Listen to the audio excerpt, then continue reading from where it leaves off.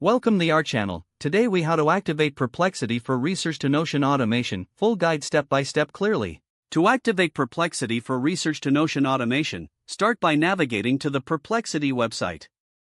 Create an account if you don't already have one. Log in to your Perplexity account after registration. Next, head to the Settings or Integrations section of your Perplexity dashboard. Look for the Notion integration option. Click to enable or connect to your Notion account. You may be prompted to sign in to Notion. Authenticate the connection by following the prompts. Grant Perplexity the necessary permissions to access your Notion workspace.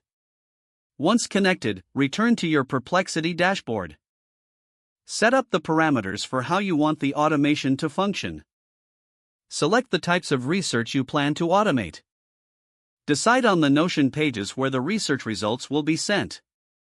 Configure any additional settings, such as tags or categories within Notion.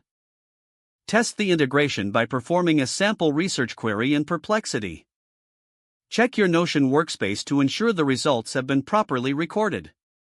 If everything looks good, your automation is now set up. Monitor the performance for any adjustments needed later. Enjoy seamless research automation from Perplexity to Notion. If the page does not load, refresh the browser or try again in a private or incognito window. Make sure you are using the correct email address, then retype it carefully to avoid small typos.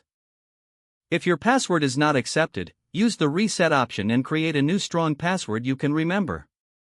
Check your spam folder for verification or security emails, then complete any requested confirmation steps.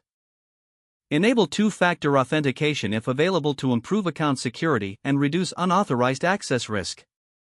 After signing in, review your profile details so your contact information and settings are accurate and current.